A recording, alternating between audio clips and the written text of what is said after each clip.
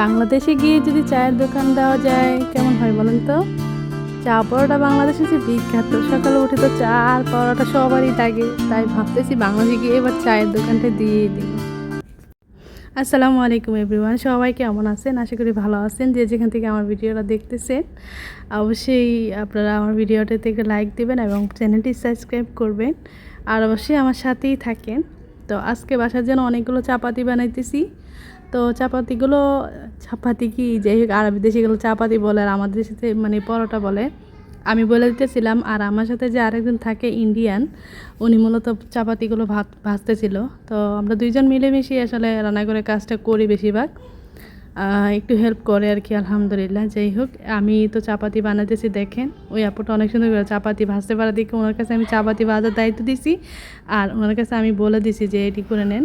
আর এদিকে আমি সবার জন্য ম্যাডামদেরকে দিয়ে দিছি, আর এগুলো রাখছি আমাদের জন্য। আমরা যেহেতু 5 জন ছিলাম, তো এখানে প্রায় 5 পিস চাপাতি ছিল, তো সবাইকে দিয়ে দিলাম। আবার আমি সবার জন্য চাও রেডি করলাম, 4 গ্লাস চা বানালাম সবার জন্য।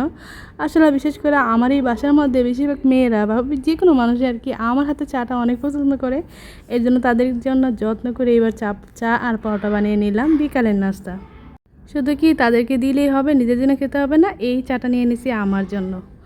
যাই হোক, আর একজন ছিল না আমার সাথে, তার জন্য আমি রেখে দিয়েছি, সে পরে আসে খাবে। আর যে যার মতো চাপাতি আর চা খাচ্ছিলাম আমরা বিকেলবেলা।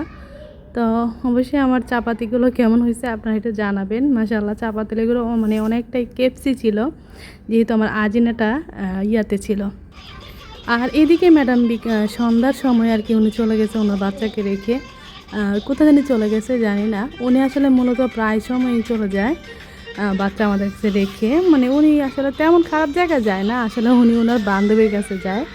জানি না মেয়েরা এত কিসের কথা বলে, তাও আবার বাচ্চা রেখে, ছোটো বাচ্চা রেখে কে কতক্ষণ থাকতে পারে। এদিকে এই বাচ্চার সাথে আমি খেলতেছিলাম, ও আমাকে একটা পুতুল এনে দিছে, সিরেনও এনে দিছে, ওর বাচ্চাটার যেন মাথা আমি আর চাই দিই।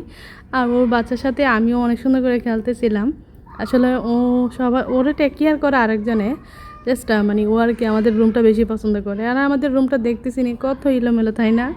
আসলে কী করবো, আমাদের জীবনটা এরকম, গুছানোর আর কি দরকার বলেন। বাচ্চারা এসে নোংরা করে আর আমরা তো আসি। আর ওর সাথে যে টেক কেয়ার করে ওর বাড়ি হইতেছে ইউগান্ডা।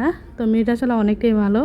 তো দেখেন তারা দুইজনে কি সুন্দর করে মজা করতেছে, দুইজনে মিলে টিকটক ভিডিও বানায়। দেখেন একজনে যা বলে আরেকজনে তাই শুনে।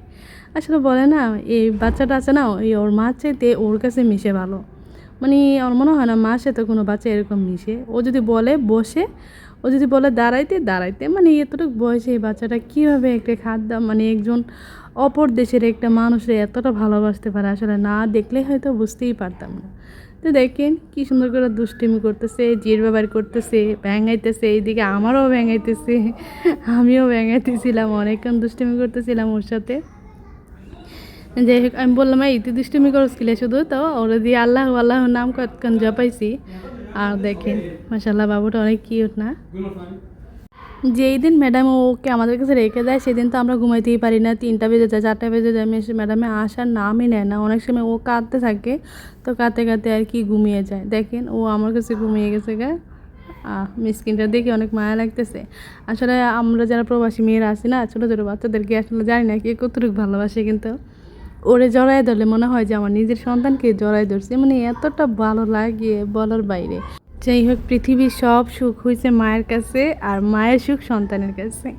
আপনারা যারা এতক্ষণ আমার সাথে ছিলেন সবাই আশা করি ভালো থাকবেন। এতক্ষণ যারা আমার সাথে ছিলেন আপনাদেরকে অসংখ্য ধন্যবাদ। সবাই ভালো থাকবেন। আল্লাহ হাফেজ।